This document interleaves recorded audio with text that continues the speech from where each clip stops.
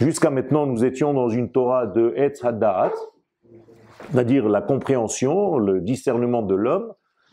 Et là, nous sommes dans une autre Torah, dans un autre degré, la Torah messianique, qui est le Etz HaChaim, c'est-à-dire l'arbre de la vie, une Torah vivante. Donc je relis le dernier paragraphe. La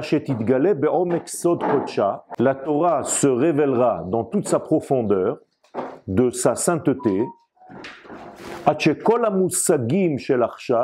point que toutes les notions que nous avons reçues au jour d'aujourd'hui vont devenir comme un vent. C'est du vent par rapport par rapport aux valeurs, aux concepts que nous allons découvrir par la lumière du Mashiach. Écoutez bien, ce n'est pas le Mashiach lui-même, c'est sa lumière. Sa lumière, c'est-à-dire sa Torah. Parce que la Torah se dit Oraita, donc c'est la lumière. Quelle ? La lumière du Mashiach va parler de quoi ? Le vécu de l'étude, et non plus l'étude tout simplement. C'est-à-dire on n'est plus assis à étudier, on vit les choses, on vit les mitzvot, on devient nous-mêmes, en fait, une Torah de vie, une Torah vivante. Ou bichlal, gilou yaketz.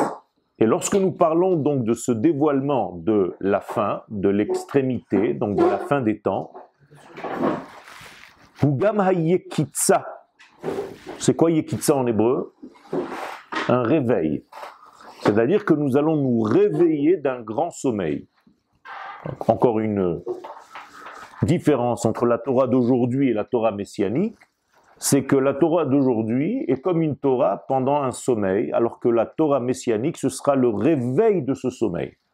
Alors, ça veut dire que là, jusqu'au Mashiach, techniquement, on est encore en sommeil. Je ne parle pas jusqu'au dévoilement du Mashiach, je parle de la Torah du Mashiach, c'est-à-dire de la lumière du Mashiach. Je n'ai pas compris cette notion. Cette notion, c'est la notion d'étude des profondeurs de la Torah, donc qui a déjà commencé. La lumière commence avant même l'arrivée du roi Mashiach. Donc on est déjà... On y est déjà. On est quelque peu réveillé. Tout à fait. C'est la Torah que nous sommes en train d'étudier maintenant, c'est-à-dire la Torah qui est liée au secret, donc au Zohar, à la splendeur, à la face cachée de la Torah. Donc la lumière messianique vient bien avant l'apparition de l'homme. De la même manière que la lumière du soleil arrive avant même que l'on voit le soleil. D'accord ? Tu as déjà la lumière et tu ne vois pas encore le soleil. Et tu as une heure où tu as déjà de la lumière et tu n'as même pas vu le soleil. Mais c'est la même chose. La lumière messianique va précéder l'homme. Ok ? Donc la Torah que nous étudions aujourd'hui est déjà de l'ordre de la lumière messianique qui précède l'arrivée de l'homme Mashiach. Ça va être donc comme un réveil.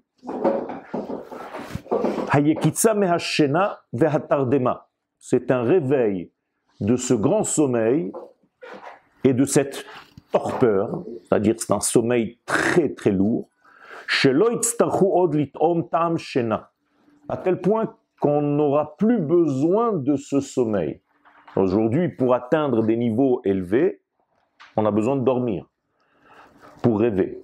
C'est au moment où on dort que la neshama monte, et la neshama va se délecter de connaissances qu'elle n'a pas lorsque nous sommes dans le corps.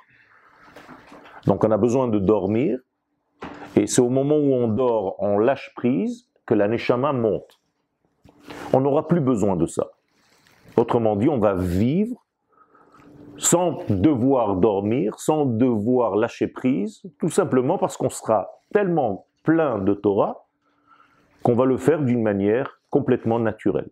De la même manière que Moshe Rabbeinu n'avait pas besoin de s'évanouir pour prophétiser, il prophétisait. Pas comme tous les autres prophètes. Moshe était là, assis, debout, parlait normalement, et c'était une prophétie divine. Eh bien, de la même manière, nous arriverons à ce degré-là, où on aura un éclairage naturel des volontés divines dans notre vie. Ça nous traversera naturellement. Très bien. Donc, il n'y a pas plus besoin de goûter Ta'am Shena. Vous êtes avec moi ? Nous sommes dans le 1, 2, 3, 4e paragraphe. qui commence ou bichlal. Deuxième ligne, au milieu. Shehi echad mishishim bemita. Étant donné que le sommeil, c'est 1/60 de la mort, donc vous comprenez que pour l'instant, on a besoin quelque part de mourir pour étudier. C'est-à-dire, tu as besoin de mourir pour rencontrer Dieu. Il n'y aura plus besoin de ça. Donc, comme Yaakov Avinu était obligé de dormir pour commencer à avoir une prophétie. Yaakov s'est endormi, il a vu l'échelle, la paracha de la semaine qu'on vient de terminer. Eh bien, on n'aura plus besoin de ça. De notre vivant, nous allons voir les choses, nous allons vivre les choses. Donc, Dargat Yaakov Avinu kefi niflaot asagato be'et sheikitz mishenato. Et là, Yaakov a eu deux visions en fait. Première vision dans son sommeil, deuxième vision lorsqu'il s'est réveillé de son sommeil. Et ça, c'est la nouveauté. C'est-à-dire que tu aies une vision dans ton sommeil, ça veut dire que tu n'es pas encore au degré. Mais que tu comprennes au moment où tu te réveilles de ton sommeil, l'explication, le sens de ton rêve, ça c'est déjà une Torah de la fin des temps. Donc ce n'est pas par hasard que la Torah nous montre deux phases. Une phase de Yaakov pendant qu'il va dormir, une phase de Yaakov pendant qu'il se réveille. C'est les deux phases du peuple d'Israël dans l'avenir.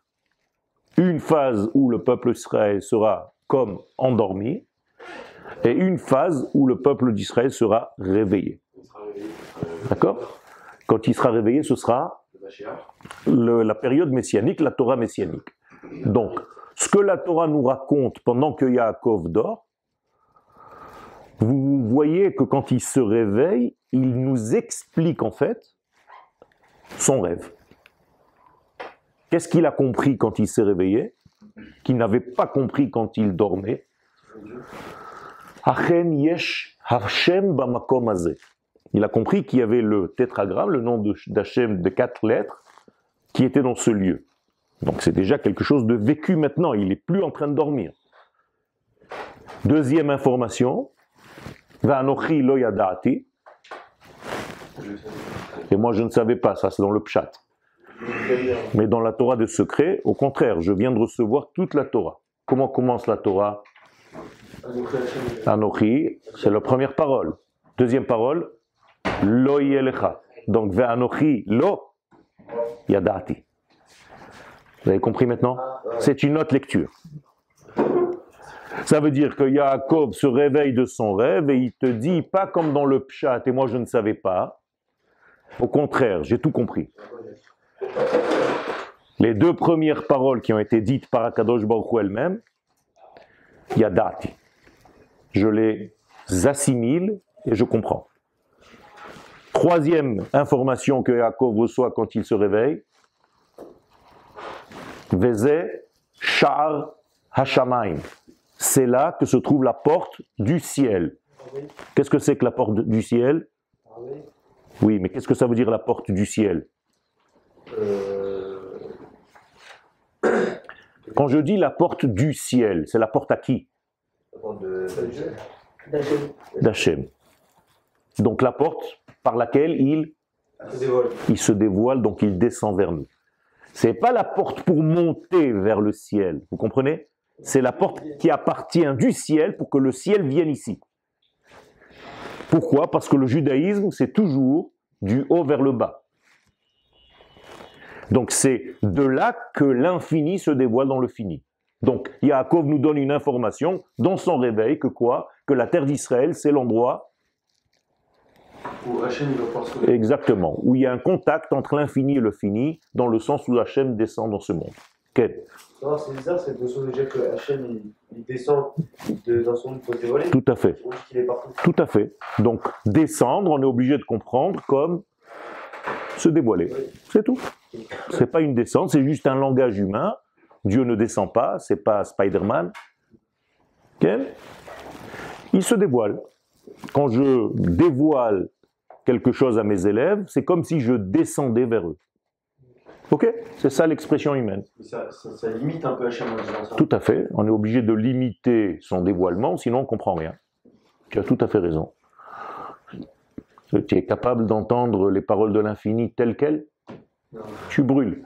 Donc Akadosh Baruch Hu, à chaque fois qu'il descend, entre guillemets, qu'il se révèle, il est toujours habillé par une nuée. Pourquoi? On n'est pas encore assez loin. Exactement. Donc qu'est-ce que c'est la nuée? L'épaisseur. Comment on dit une nuée en hébreu? Av. Av et Anan. Av, qu'est-ce que ça veut dire Av? Ave, épais. Donc, tu as besoin d'une couche épaisse qui va faire quoi? Filtre. Entre lui, écran, filtre. Entre lui et toi. Sinon, tu ne comprends rien, tu brûleras par sa lumière. C'est-à-dire? Donc finalement, vous voyez que la compréhension que nous recevons de Yaakov après son réveil est beaucoup plus grande que quoi? Que ce que nous comprenons au moment de son rêve. Vous comprenez qu'il y a ici deux périodes. Il dort, il se réveille. Eh bien, c'est la période d'Israël dans son histoire. Il dort, il se réveille. Il dort, c'est la galoute. Il se réveille, c'est le retour en Eretz Israël et la Géoula. Donc, d'après ce que je viens de vous dire, qu'est-ce qu'on va comprendre au moment de la Géoula, c'est-à-dire maintenant? Non, répétez ce qu'on vient de dire.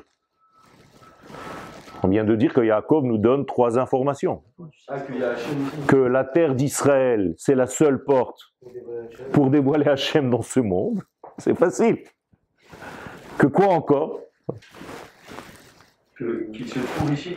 Que la Torah a été donnée où? Ici, Anochi lo yadati. Donc le don de la Torah, c'est ici.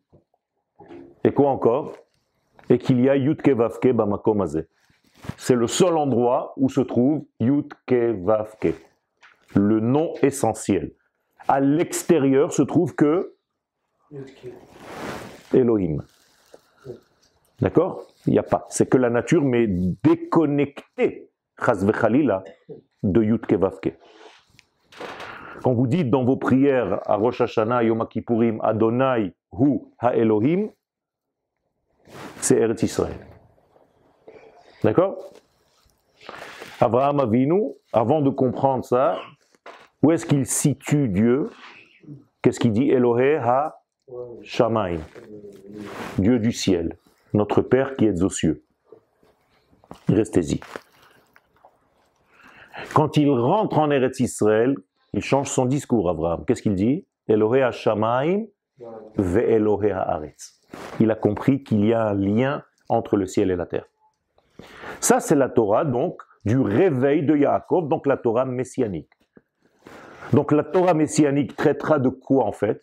Du tétragramme, donc du secret du nom d'Hachem. C'est ce qu'on appelle le Zohar. Il traitera de la porte du ciel, c'est-à-dire de la terre d'Israël. Donc ça, c'est la Torah du Mashiach. Et quoi encore? On a dit, c'est le nom d'Hachem, Yudke Vavke. La porte. On a dit la porte. On le sait que... Que quoi? Anochi lo, vous avez oublié, c'est le 3e degré. Le don de la Torah, la vraie Torah. Par qui ont été dites les 2 premières paroles? Parce que par Hachem lui-même. Les autres ont été obligés de se rapporter à Moshe, nachon? Anochi velo yeh, on les a entendus de lui. Donc, si c'est ce que Yaakov répète quand il se réveille, ça veut dire que la Torah que nous allons étudier au moment messianique, c'est le réveil, ça va être la Torah de qui? D'Hachem lui-même. Exactement. C'est déjà là, à ce moment-là, on aura assez de force pour... Exactement. D'accord? Donc, ça veut dire que la Torah que nous avons étudiée avant d'avoir étudié la Torah d'Hachem, c'était la Torah de qui? Non, de nous-mêmes. C'est-à-dire de ce qu'on était capable, nous, en tant qu'hommes, d'étudier. Mais ce n'était pas encore la Torah d'Hachem. Exactement. Où est-ce que nous voyons ces 2 Torot? Premier chapitre de Teilim. Ki betorat Hashem chefzo, ou betorato yehege yomam valayla. Toi, tu veux la Torah de Dieu, mais pour l'instant, tu n'arrives même pas à ta propre Torah. À la fin des temps, nous allons étudier la Torah d'Hachem. C'est autre chose. Quand tu fais tchouva, qu'est-ce que tu dis dans la Hamida? Hashivenu avinu le Torah techa. Ramène-nous vers ta Torah, pas vers la petite Torah entre Mincha et Arvit. Un petit livret. Je veux la Torah d'Hachem. Ken?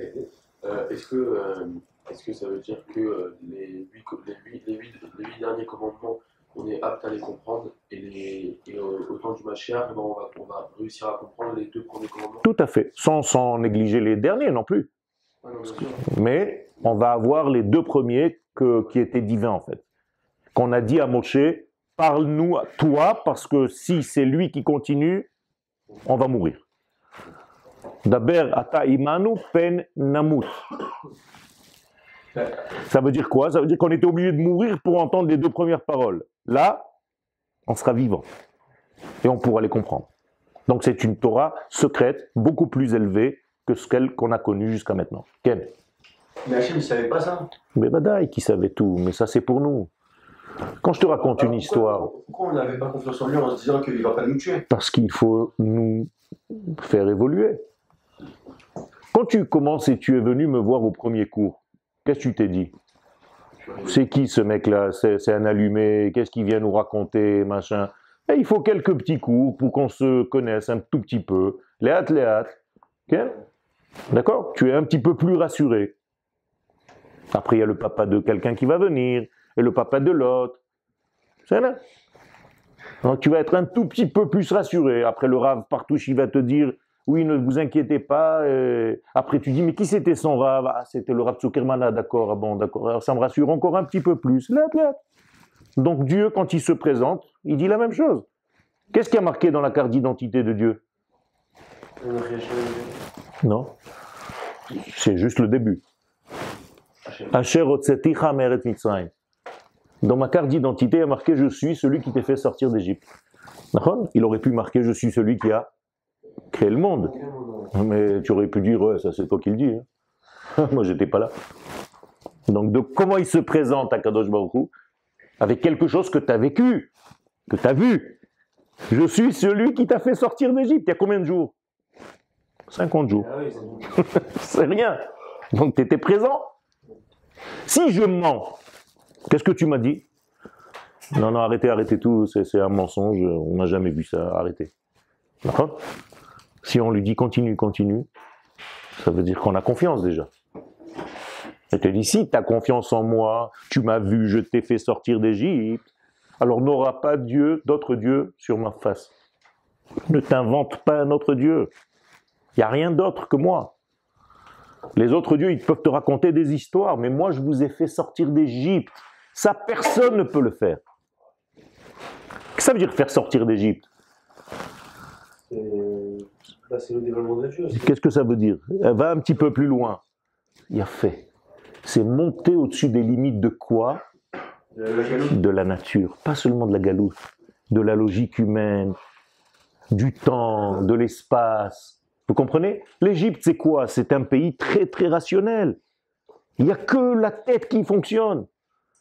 Et là, Israël va sortir d'un degré qui est très, très logique, sclérosé dans la logique, dans un monde qui dépasse complètement la logique. Ça, c'est la sortie d'Égypte. Est-ce que vous êtes capable de sortir de votre logique pour un monde divin, qui est beaucoup plus grand que votre petite logique? C'est ça la sortie d'Égypte, Rabotai. C'est pas sortir d'un pays. Vous comprenez ça ou pas? Ça, c'est autre chose. Comment ça s'appelle le nom de Dieu qui est en dehors de cette logique humaine? Yudke Vavke. Comment s'appelle le nom de Dieu qui est dans la logique humaine? Elohim. Vous avez compris maintenant? Paro connaissait Yudke Vavke? Non, il disait Lo Yadati. Alors que Elohim, ben oui. Même Yosef, il lui parle avec Elohim pour l'amadouer. Parce qu'il dit, celui-là, il le connaît. Donc il vaut mieux qu'on reste au niveau. Et quand est-ce que Juste quand Moshe il vient et qu'il dit, libère le peuple d'Israël. C'est ça le secret. Donc je peux rajouter une couche par rapport à la question que tu viens de poser. Quand est-ce que le nom de Yudke Vavke se révèle dans l'histoire humaine? Exactement. Seulement quand on devient un peuple. C'est-à-dire, Ushmi Yudke Vavke lo nodati. C'est pour ça que même Abraham, Yitzhak et Yaakov, Akadosh Baruch Hu dit, je ne me suis pas révélé avec ce nom-là. C'est seulement quand il y a l'apparition du peuple d'Israël dans l'histoire que ce nom apparaît. Donc qu'est-ce que c'est que le peuple d'Israël dans l'histoire? Oui, mais qu'est-ce que ça veut dire? C'est un peuple qui a fait, qui sort du monde de la logique. Donc on n'est pas logique. Donc on n'est pas dans les lois de ce monde. Comment on dit en hébreu sortir des lois? Non. Il a fait Tziat Mitzrayim. Comment tu peux le dire dans d'autres terminologies? Sortir des lois. C'est Tzrok. Tzrok. C'est ça le tzrok, c'est ça le rire. C'est pour ça qu'Yitzhak s'appelle Yitzhak, parce qu'il est tzrok, parce que c'est un homme qui est né de quelque chose qui n'est pas logique. Un papa qui a 100 ans et une maman qui a 90 ans, c'est pas logique. Donc le peuple d'Israël, dès sa naissance, commence dans le illogisme. Vous êtes avec moi? Ça ne veut pas dire que c'est pas logique, c'est une autre logique, une logique humaine, que toi, l'homme, tu ne peux pas comprendre. Donc la Torah n'est pas une Torah à une logique humaine, c'est une Torah avec une logique divine. C'est tout. Quel? Mais quand vous dites que c'est pas révélé Hachem à Abraham, Jacob, avec Torah, pourtant quand Jacob il dit Anochi lo yadati, il dit qu'il a compris les deux premiers commandements. Donc quelque sorte, il dit qu'il a compris la parole de Dieu. Il a entendu ces paroles, mais Dieu ne s'est pas révélé à lui avec ces noms-là. Ces noms-là de Yudke Vavke, on les a déjà vus chez Abraham, Yitzhak et Yaakov. Donc comment Dieu peut dire je ne me suis pas révélé à eux? Quoi? Akadosh Baruch Hu ment? Alors il y a une différence en hébreu entre Hodati et Nodati. Hodati, je l'aurais informé, ils savaient ce nom-là, ils pouvaient même l'utiliser. Mais ils n'ont pas compris la teneur encore. Ça s'appelle Nodati. Exactement. Est-ce que quand ils sont sortis d'Égypte, les Hébreux sont sortis d'Égypte, les Égyptiens ont constaté eux aussi Yudke Vavke et pas Elohim? C'est-à-dire qu'ils ont ressenti Yudke Vavke. Exactement. C'est pour ça que tu chantes dans la chanson, dans la Shirat Hayam, que Paro, qu'est-ce qu'il dit? Mika mocha baelim Yudke Vavke. Tu as compris? Maintenant, je comprends qu'il y a une force qui dépasse mon petit cerveau naturel. C'est ça le Inyan. C'est-à-dire, et chacun de nous doit dire ça. Parce que Paro, c'est qui en fait? C'est toi, c'est ce qui te dérange. Comment on dit déranger en hébreu? Léafria, donc Paro. Paro, c'est ton dérangeur. Tu ne comprends pas qu'il est en toi. C'est ce qui te massacre, ce qui t'étouffe. Ça te dérange toute la journée. Zemafria, zemafria, zemafria. Paro. D'où vient le mafria, Paro? De quelle essence? De quelle essence ça vient? C'est la même racine. Écoutez en hébreu, tout est logique en hébreu. Afar, la poussière, qui est tellement lourd, qui est tellement poussiéreux, que tu ne connais que Afar. Donc qu'est-ce que le peuple d'Israël doit faire pour sortir du Afar? Dès qu'un enfant naît, qu'est-ce qu'on lui fait? Brit Mila. Donc qu'est-ce qu'on enlève? Le paro qui est en lui. Donc comment ça s'appelle quand on retourne la peau? La péria. C'est la même racine. Ok? Vous êtes avec moi ou pas? Donc si tu retournes, et où est-ce que tu mets le morceau de chair, de peau? Dans la terre, dans la poussière. Tu lui dis, toi, va vers la poussière. Cet enfant, lui, va vers au-delà de la nature humaine. C'est quel chiffre, la nature? 7. Donc c'est quoi le hors nature? Donc quel jour on fait la Brit Mila? Vous avez compris? Donc c'est un degré de corps ou d'âme? D'âme. Comment on dit la Neshama en hébreu? Neshama. Comment on dit le chiffre 8 en hébreu? C'est les mêmes lettres. Neshama, Moshe, Shnem, Vishnu, tout est la même chose. C'est le 8. D'accord? Donc Hanouka, c'est quel chiffre? Eh bien oui. Maintenant vous comprenez pourquoi Hanouka c'est le chiffre 8. Exactement. Donc si je vous écris, vous n'avez pas d'ici il y a tout sauf ce qu'il faut, ben c'est pas grave. Là-bas? C'est où là-bas? En haut, à côté de Shulchan Aruch. Voilà. Alors, quand vous allumez,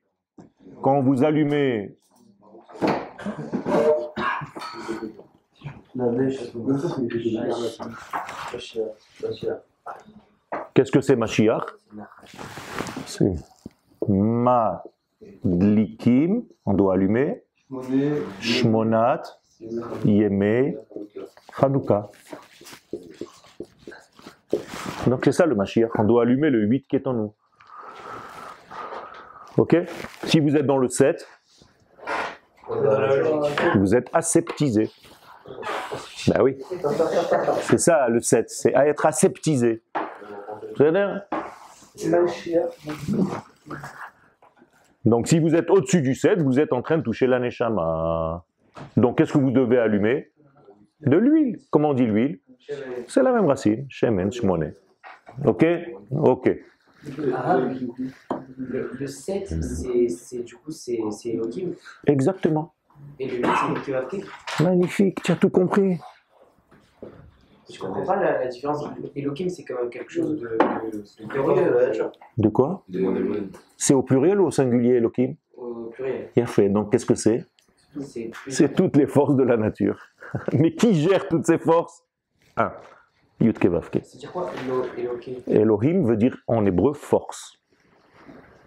El en hébreu, ça veut dire force. C'est-à-dire, quelqu'un qui a un El dans son prénom, Eliaou, c'est la puissance. C'est-à-dire, il y a une puissance qui se trouve dans le mot El. Vous êtes avec moi? On continue? Ok, on a bien fait de venir. Donc, vous voyez qu'il y a une différence entre le moment où Yaakov dort et au moment où Yaakov se réveille. Donc, qu'est-ce que ça veut dire? C'est au moment où le peuple d'Israël dormira et au moment où le peuple d'Israël se réveillera. Là, tu es endormi ou tu es en train de te réveiller? Il a fait. Comment tu peux me le prouver? Le peuple en Israël. Exactement. Tu es monté en Israël. Tu as tout compris. C'est tout. Donc, en dehors d'Eretz Israël, ça s'appelle un grand sommeil. Un coma. D'accord? C'est pour ça que tu dis Kuma Hachem.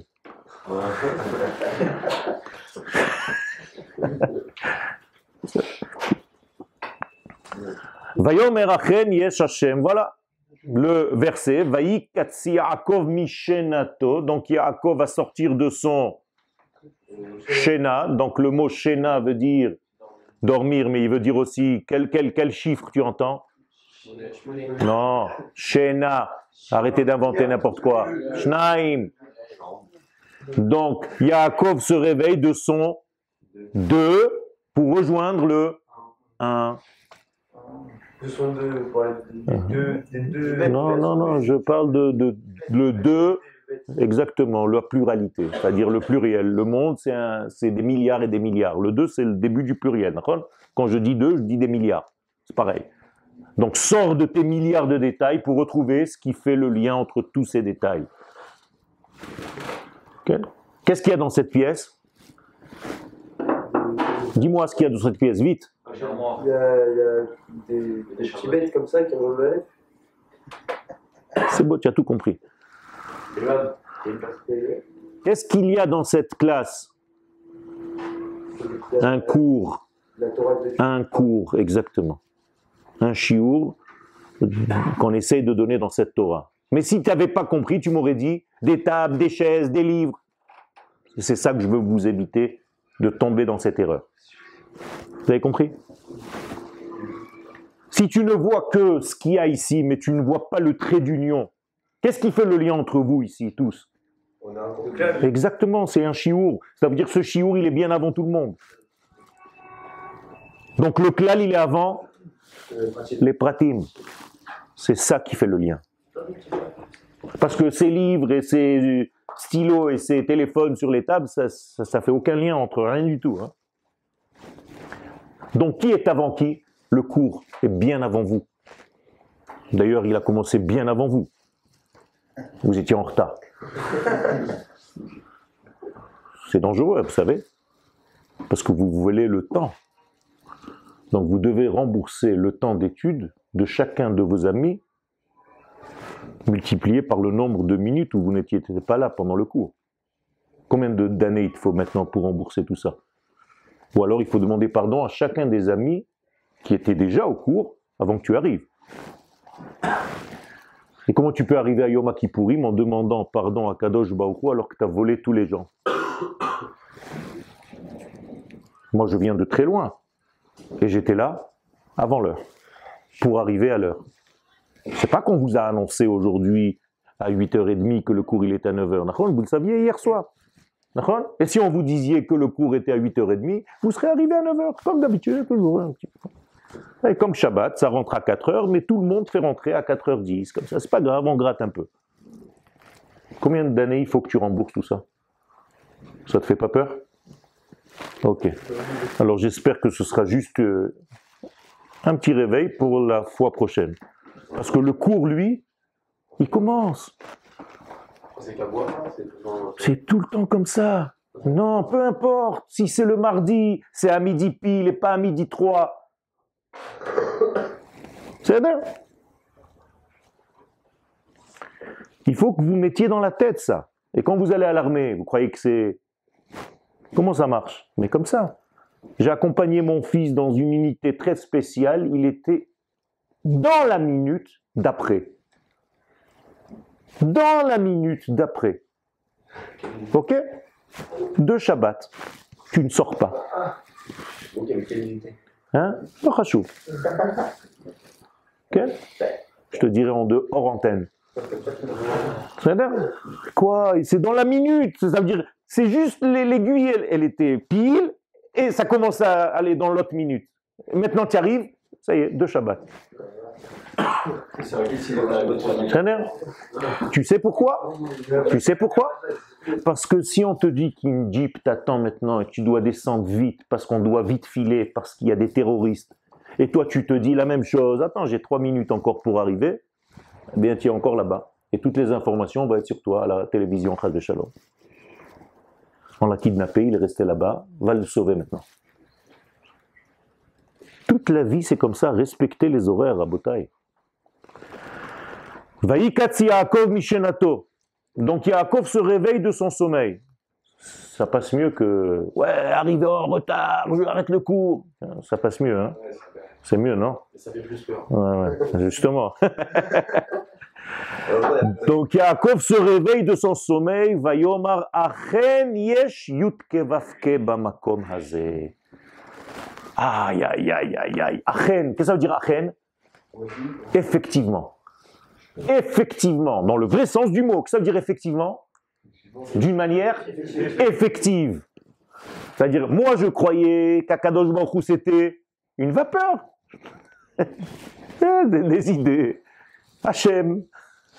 Facile, quand tu dis Hachem, c'est loin. Tu dis non, non, non. Yesh yutke vavke bamakom hazeh. Cet endroit, il est rempli de yutke vavke. Ça veut dire quoi? Que les autres endroits du monde, non?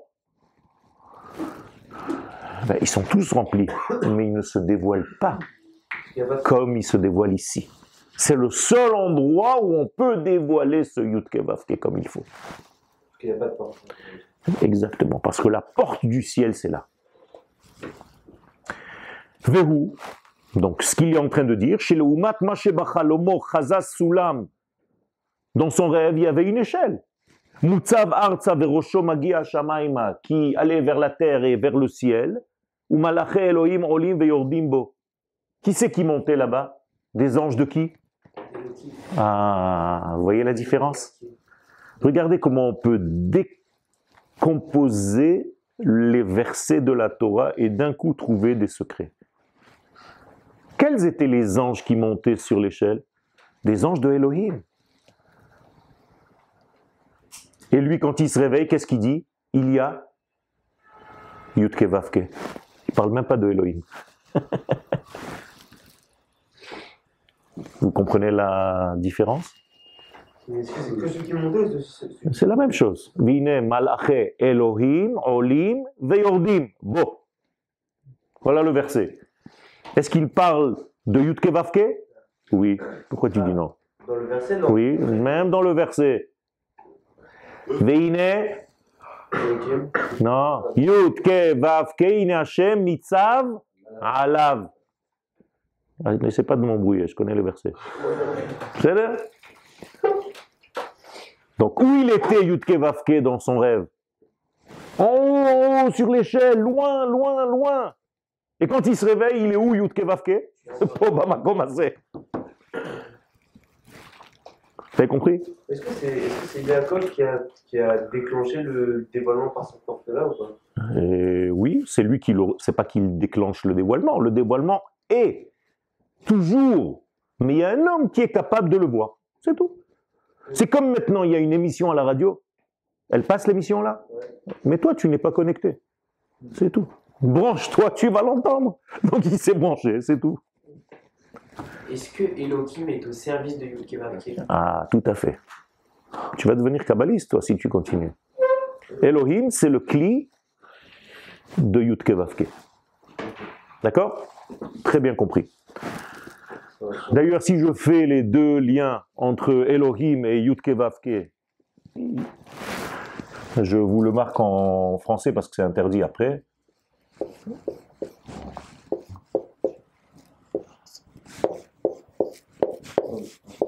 Ok? Elohim, Yudke Vavke. Là, je peux effacer. Ça veut rien dire. Combien c'est en valeur numérique, ça? Ça, c'est 26. Combien c'est ça? 86. Combien ça fait ensemble? 112. Vous savez ce que c'est 112? C'est la semaine qui va venir maintenant, quand Yaakov revient en Eretz Israël, il passe par un passage qui s'appelle Yud, Bet, Kouf, Yabok. 112. Donc en réalité, Yaakov, quand il revient en Eretz Israël, qu'est-ce qu'il fait? Il passe le Yabok, ça c'est dans le Pshat, mais qu'est-ce qu'il fait en réalité? Il a fait, donc qu'est-ce que vous avez fait quand vous êtes remonté en Israël? Vous avez réuni le Dieu transcendant avec le Dieu immanent. Vous êtes enfin vivant. D'accord? Vous n'êtes pas déconnecté entre le ciel qui est complètement ciel et la terre qui est complètement terre. Vous êtes ciel et terre. Donc qui c'est l'échelle? Exactement. Donc l'échelle c'est nous. Faites un truc, un t-shirt. Ani Asulam. Ken Baal Asulam. Vous avez compris? Yabok, c'est une rivière. Mais en réalité, elle veut dire quelque chose, cette rivière. Et ça veut dire que ça coule de source, comme on dit la rivière en hébreu. Nachal. Qu'est-ce que c'est Nachal? Nun, Chet, Lamed. C'est ce que tu dis à Hanouka. Leadlik, Ner Hanouka. D'accord? Donc Leadlik, Ner Hanouka, c'est quoi? C'est faire ça. Vous croyez que c'est juste allumer? Je te jure, hein, c'est pas du tout ça, mais je te jure, c'est de folie. Non, j'étais avec toi, je répète ce que tu dis. Pour le fait de voler. Ouais, je sais, pour ça j'ai entendu. Je te jure, c'est de la folie. Quel? On sait pas ce qu'il est Le Nachal Yabok, oui, c'est dans le passage. Et quand je vous montrerai une carte, je vous montrerai où c'est. Okay? C'est ça la beauté en Eretz Israël. C'est que quand tu vas faire tes voyages au Machon Meir, que tu prends un bus, tous les territoires vers lesquels tu vas, c'est des territoires qui sont dans la Torah. Tu peux marcher dessus. Okay?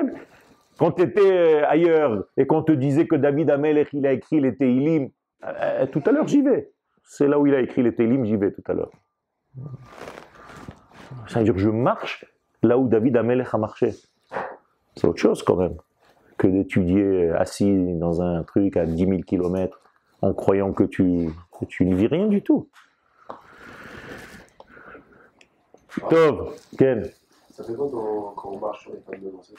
Ça fait tout simplement que tu te remplis de leur énergie et que c'est comme si tu décidais en disant je continue votre chemin. Je suis la suite naturelle de ce que vous avez fait dans ce monde. Tu sais qu'il y a une expression marcher sur les pas d'eux. D'accord? C'est la même chose. Exactement. Ok. והוא שלעומת מה שבחלמו חזה סולם מוצב ארצה וראשו מגיע השמיים מלאכי אלוהים עולים ויורדים בו, כשהקיץ משנתו ראה והשיג לא רק ההשגה השלילית אלא גם ההשגה החיובית. Là maintenant le Rav nous rajoute encore une couche. C'est comme Ripollin. C'est une peinture. Il faut passer 2 couches pour que ça soit bien. Eh bien c'est la même chose. Dans le rêve, quelles étaient les définitions de Yaakov?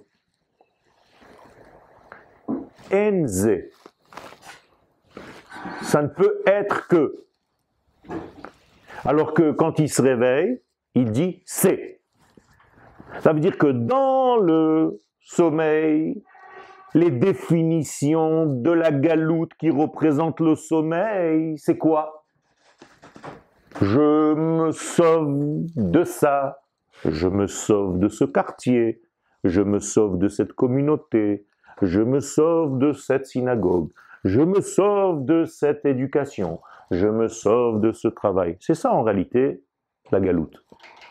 En Eretz Israël, tu n'as plus à te sauver. Je vais vers, je vais vers, je vais vers. Arrête de te sauver. Si votre mentalité aujourd'hui, c'est de vous sauver sans arrêt d'un problème, c'est que vous êtes encore dans un esprit d'exil. Vous êtes avec moi, je suis en train de vous donner une clé dans la vie. C'est du coaching, ça vaut au moins 1000 shekels l'heure. Hein. C'est-à-dire, nous sommes vraiment... Ça veut dire que toute ta vie, est-ce que juste tu fuis des problèmes ou tu vas vers tes solutions? Tu comprends ce que je veux dire? Alors fais un switch dans ta tête et commence à aller vers, cherche. À avancer vers quelque chose. Arrête de te sauver, ça suffit. Donc ce qu'on appelle Hasaga Chiyuvit. Vous avez compris? Achen yesh, voilà. Maintenant, effectivement, yesh, il y a. Zevadaï en hébreu, c'est certifié, évident. Yesh Hashem bamakom hazeh. Velorak sulam la'alot, c'est pas seulement une échelle pour monter. Velorak rosho magia shamaima, et pas seulement la tête de l'échelle qui arrive vers le ciel. Velorak malaché Elohim olim veyordim bo, c'est pas que des anges qui montent et qui descendent, c'est très joli, c'est presque, c'est un rêve, c'est magnifique. Et là, chez Dafka, Paul et Mata. Maintenant, le réveil, c'est une réalité, c'est fini les rêves.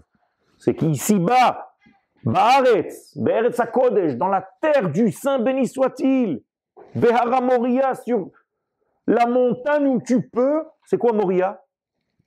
Ça veut dire Moria en hébreu. C'est quoi mort? Amer. Non, mort c'est un parfum. Mort ou Levona. Har Hamor, exactement, la montagne du parfum. Donc Moria, c'est le parfum de Yud et de He, des 2 premières lettres du nom d'Hachem. Ça veut dire que dans cette montagne, tu es censé, si tu étais un homme normal et sain, tu es censé, exactement, sentir la Gdusha. C'est-à-dire, et sentir la Gdusha, c'est sentir bon. Vous savez que la Gdusha a une odeur. Vous connaissez dans le Tanakh une femme qui décelait les tzadikim ou les rechaïm selon les odeurs? Non. Non. Non. Non. C'est la femme shunamite. D'accord? Quand Elisha Hanavi a dormi dans son lit, dans le lit qu'elle lui a préparé, le matin quand Elisha est parti, qu'est-ce qu'elle a fait? Elle a senti les draps. Elle a dit ça, c'est un tzaddik qui a dormi ici. Parce qu'il y avait un parfum de Gan Eden. Reach bni kereach sadeh. Qui a dit ça? Reach bni kereach sadeh. C'est un verset dans la Torah ou je viens de l'inventer? C'est un verset de la Torah, il a fait. Alors, c'est où? C'est quand Yaakov va sentir les vêtements de Yaakov, mais en réalité qui a mis les peaux sur lui. Qu'est-ce qu'il a senti en fait? Quoi, il a senti le champ? Non, il a senti le Gan Eden. Vous comprenez ça? C'est très important. Donc le Mashiach, quel est le sens le plus développé qu'il aura? L'odorat. Vous avez un verset pour dire ça? Il y a des versets, sinon on ne parle pas. Veharicho beirat Hashem. Son véritable degré du Mashiach, ça va être le sens de l'odorat. Ça sera tellement développé chez lui qu'il va te dire, celui-là, je ne peux pas le sentir. Ou celui-là, je sens bien. Exactement. Tout avec l'odeur. Ça veut dire, il va passer entre les êtres et il va faire comme ça. Tout cela, au Beth Amikdash, c'est bon. Cela, out. C'est qu'avec l'odeur. Un jour, j'étais chez un autiste qui recevait les gens que par l'odeur. Tu rentrais chez lui, il te prenait la main et il sentait. Ou il jubilait, ou bien il commençait à hurler, donc tu comprenais que tu n'avais plus rien à faire dans la pièce, à dégager. C'était terrible, parce que tout le monde était là dans la pièce d'attente, et on l'entendait. C'était horrible, quoi. Il vaut mieux sortir avec le sourire, quoi. Et quand il souriait, il faisait comme ça. C'est un autiste. Et quand il était à l'Aïstar de l'autre côté, la personne elle sortait, elle avait honte. Et ça veut quoi? Tout simplement, il te disait des choses qu'il recevait et tout. Donc tu avais intérêt à faire tchouva, quoi. Si tu puais, il te disait casse-toi, tu pues. Marche à l'ombre. Tov, qui est-ce qu'il y a? J'ai entendu que le Yudke c'est le dévoilement d'Hachem et Vavke c'est nous. Non, c'est l'inverse. Yudke c'est Hachem. C'est son degré le plus élevé. Et Vavke c'est ce que nous on doit travailler. Où tu as entendu ça? Je crois que c'est Rachat. Voilà. C'était le cours de la semaine dernière que je vous ai donné moi. Non, c'est pas grave. ça arrive. À la fin, il y a tout qui se mélange. Top. Ok.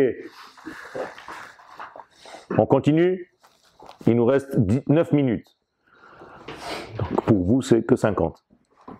Pour moi, c'était 1 heure. Non, c'est pas grave.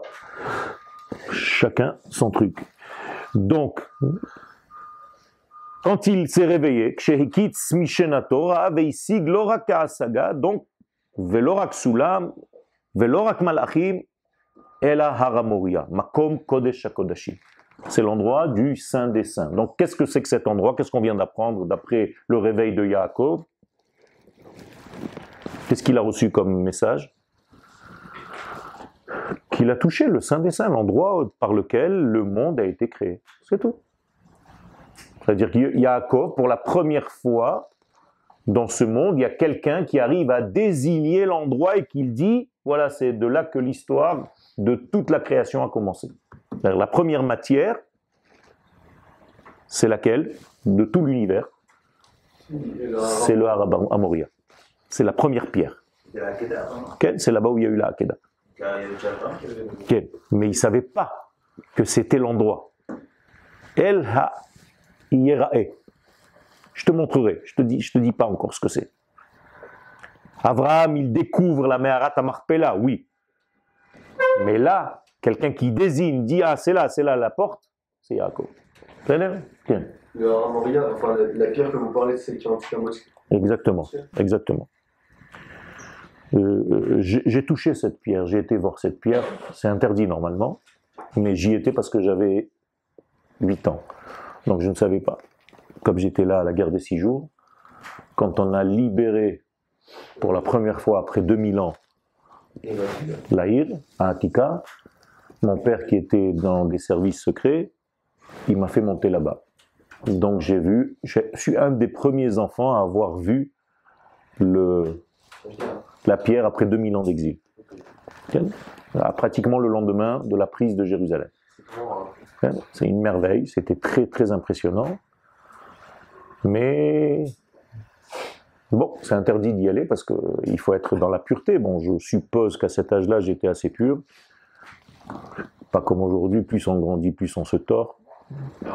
Voilà, saute. Je pense qu'il faut, c'est une marloquette entre le Rav Zuckerman, le Rav Kook et tous les autres rabbanim. Okay? Le Rav Zuckerman et le Rav Kook interdisent de monter. Les autres rabbanim disent que si on ne met pas un pied là-bas, tout doucement, qu'on n'habitue pas le processus, alors jamais ça se passera. Donc il faut choisir son camp. Shamahu Sha'ar Hasharim. Tu as vu comment je m'en suis sorti sans te répondre? Tov. Hu Sha'ar Hashamayim. Ushmaya ve'ar anashke ahadade. Donc qu'est-ce qui se passe dans cet endroit? Le ciel et la terre, regardez comme c'est beau, c'est des poètes nos rabbanim, s'embrassent. C'est là-bas où s'embrassent le ciel et la terre. Du ciel, c'est ça? Ken Shmaya ve'ara. Shmaya ve'ara, le ciel et la terre en araméen. Nashke meshika. Bisous. En hébreu veut dire contact. Non, hashaka.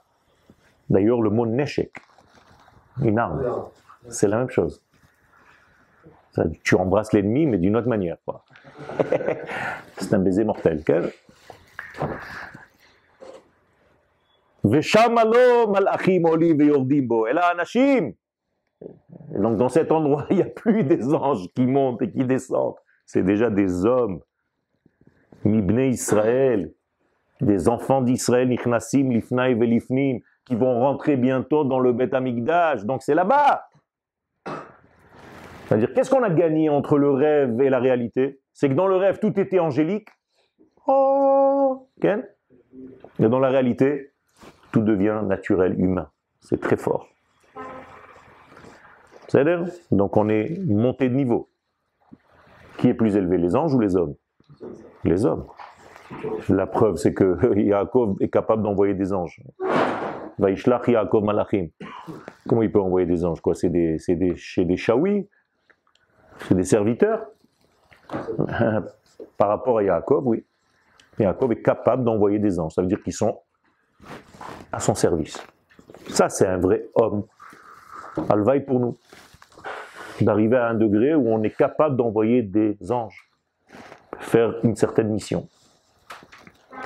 וכל אדם לא יהיה באוהל מועד, אפילו מלאכים שפניהם כבני אדם. Alors que dans le Saint des Saints, on n'accepte personne. Même l'homme n'est plus un homme. Vous comprenez ce que je suis en train de vous dire ou juste vous écoutez des voix? Là, vous étiez endormi, je vous ai senti déjà déconnecté, donc je répète. Quand le Kohen Gadol rentre, Yom Kippourim, au Kodesh HaKodashim, est-ce qu'il y a un homme qui entre dans le Kodesh HaKodashim? Non, parce que c'est parfait. C'est plus considéré comme un homme. Il y a fait mode. D'où tu sais que c'est plus considéré comme un homme? Mais donne-moi un verset. Voilà, le verset, c'est ça. Vekol Adam lo yeh. C'est plus un homme. Donc qu'est-ce que c'est? Encore. Ça veut dire que vous descendez de niveau encore. Il y a 5 minutes, vous m'avez dit que l'homme, il est plus haut que l'ange. C'est Dieu, c'est comme Dieu, quoi. C'est plus un homme, il disparaît. C'est-à-dire c'est un lâcher-prise total. C'est Klal Israël. C'est plus un homme individuel, c'est toute la neshama du peuple. Si c'était un homme qui rentrait, ça aurait été que lui. Qu'est-ce que moi j'ai fait là-dedans? Rien. Alors que si c'est le peuple qui rentre dans le Saint des Saints, qu'est-ce que ça veut dire? Que c'est tout le peuple qui a envoyé cet homme comme un messager du peuple, pas un messager de lui-même. C'est vrai? Quel? Est-ce qu'il y a un avis en montant en tant qu'homme, il monte en tant que doucage? Quel? C'est des hommes qui ont atteint le niveau du klal, tout à fait. Tu as bien compris. Pas le seul d'ailleurs, mais Il y a 5 personnages comme ça. Cherchez-les-moi pour le jour du prochain. Non, non, non. Le fils de David, Je sais pas. Moi, je sais plus. Cherchez-moi les personnes qui sont montées comme ça au Gan Eden. Ne me dites pas la réponse maintenant. Cherche-les. Prochaine fois. C'est le cours. C'est l'examen. C'est C'est quoi, c'est mardi ou il y a- Non, le mardi qui vient, le prochain mardi, il n'y a pas. Demain, donc il n'y a pas. Et la semaine prochaine, malheureusement, je suis obligé aussi de voyager, donc il n'y aura pas cours. Donc on se verra après. Je ne sais pas, Hanouka, vous avez cours? Non, je crois pas, parce que je Ah, vais je aller. je crois que la semaine prochaine. Bah, de toute façon, à Hanouka, vous êtes tous allumés, donc ça sert à rien. Parce qu'il faut allumer le feu. hein. Ben, exactement. Tu vois, il surenchérit. Tov, est-ce que vous avez compris tout ce qu'on vient de dire maintenant? Alors, ce qu'on vient de dire maintenant, c'est la Gemara de le Yerushalmi de Yoma, c'est-à-dire le traité de Jérusalem de Yom Kippourim, qui traite de ce qu'on vient de dire maintenant, c'est-à-dire de dévoiler ce secret que lorsque le Kohen Gadol rentrait dans le Saint des Saints, ce n'est plus un homme. Ok? Ça, c'est la Gemara dans le traité de Yoma, dans la Gemara Yerushalmi, qui nous révèle ce secret-là. Voilà pour aujourd'hui. Merci beaucoup.